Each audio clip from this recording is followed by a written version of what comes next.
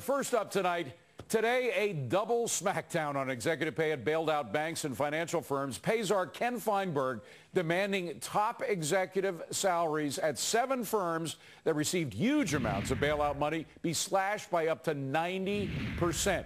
Now, in just a few minutes, we were going to put the names of the banks in there. Just a few minutes, Fox News' Major Garrett has an interview with the Payzar. There are some of the firms.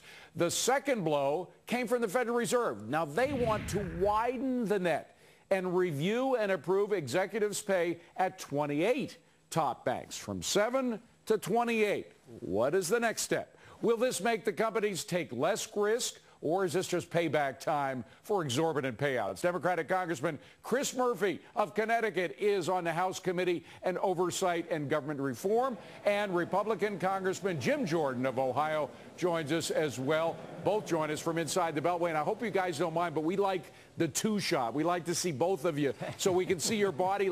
If you feel like punching each other or giving each other out, whatever you want to do, do it, because we're going to see it all. Jim Jordan, first to you. I think what concerns people the most is the fact that the government is getting involved, that they got involved in the first place in bailing out these banks. What do you think of what they're doing now? No, I mean, I think 2 points come to mind. First, shows why we should have never started down this road in the first place, because once you start down, it's tough to turn around. Second is, where does it end? I mean, look, if these institutions ask for money, then, look, you get what you deserve, and I don't, sorry about your luck. But the fact that now we're heading down this road where does it end? Is it going to be companies that didn't take TARP money? Is it going to be companies, once they've returned the TARP money, they're still going to have this Payzar out there deciding who gets paid? Here's the fundamental question. Who would have thought that in the United States of America, we would have some federal government Payzar telling a private American citizen what they could make? Right. That's what scares Americans as we move forward. That's the fundamental issue here. Turnabout is fair play. The last time it was done was by a Republican. Remember Richard Nixon, the wage and price controls? That didn't work out too well, did it? Well, listen, it's our job to decide where the line is set. The fact is that over the last 10 to 20 years, you've had executive compensation that's so misaligned with risk that companies have gone out there and essentially jeopardized the entire American economic system. So I think it does make sense, at least for the biggest banks in this country, the too big to fail banks, to say, listen, we don't mind you paying your executives salaries, maybe even big salaries, but it should be tied to the performance of your institution. Now, listen, the cat's out of the bag. The taxpayers right now are on the hook for the mistakes that have been made over the last 10 years. But even if we don't bail them out the next time around, their mistakes, the risks that they take that aren't connected to their salaries, basically risk the entire financial system, whether or not the government is putting up the money to save them. There are no risks. Hold on a second. Jim Jordan, there are no risks. Everybody's bailing. Your colleague there used the phrase too big to fail. And the American public says, the heck with that. I don't buy that term. If you have lousy management and you make mistakes, not only should you not be getting any bonuses, but you should be allowed to fail. No, exactly right. I mean, look, this is, as I said before, this is the wrong direction to go. We should have never started down this trail in the first place. And the slope is slippery. It's steep and it's slippery. Think about this. Payzar. We got, what's next? The energy czar, when we have cap and trade and take over the energy sector. What's next? The healthcare czar, when we take over 1/6 of the economy, when we have this healthcare bill. I mean, there's a piece in today's Wall Street Journal. Seth Lipsky writes a column where he talks about, bailing out the news media. Bailing out the, where does it end? Murphy, I mean, it's out of control. Chris Murphy, let me throw it back over to you, because again, this phrase too big to fail, we don't buy it. The American public doesn't want it. That's the phrase that we don't buy. If you do lousy stuff as manager of a bank or whatever firm you have, you shouldn't get a bailout. Well, the risks of the government just staying out of the entire economic sector are just as big as us getting involved. I disagree, and the American public does too, but go ahead. Finish your point. Hold on, let him finish his point. All right. We have had a policy of deregulation, of allowing Wall Street to get away with some of the most extreme executive compensation arrangements possible, which has led them to take the kind of risk that has not only jeopardized the American taxpayer, but has jeopardized American homeowners, American small businessmen. We have to have some common sense restrictions on executive compensation to make sure that the risk-taking doesn't jeopardize small businessmen in my district who have been on the hook for this. Congressman Jordan, I know you're dying to get in, but the point is, at first it was the banks.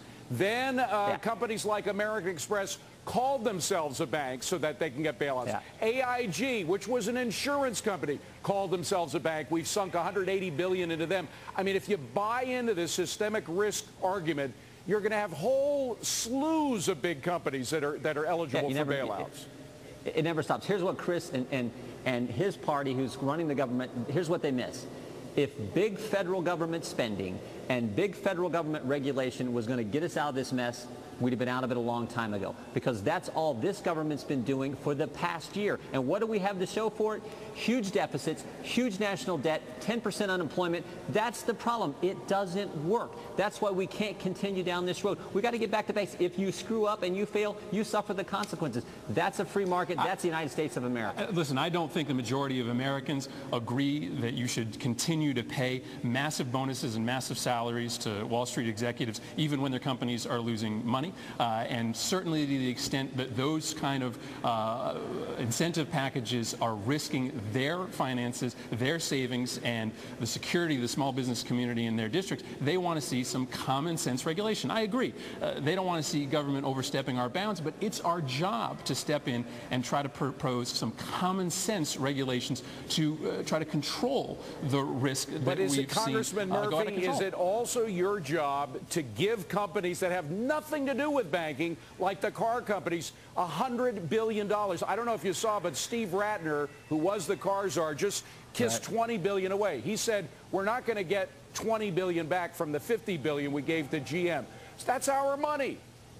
But what we're debating right now... We're not going to get AIG money back either. We know that. But what we're debating right now is these companies, where the government is a major player, that exist right now only because the United States government has worked them through bankruptcy or has given them TARP money, as to whether we should step in and make sure that they're not taking excessive salaries. I hope that that's an issue in which there's Republican and Democrat agreement on. I think all of our taxpayers, all of our voters want to see us step in to those companies and propose some real restrictions on compensation. I agree with Congressman Murphy on one point, that Ken Feinberg didn't go far enough. These executives who made mistakes working for these companies, they should get zero. They shouldn't get any money, and their companies should not exist because they were poorly managed.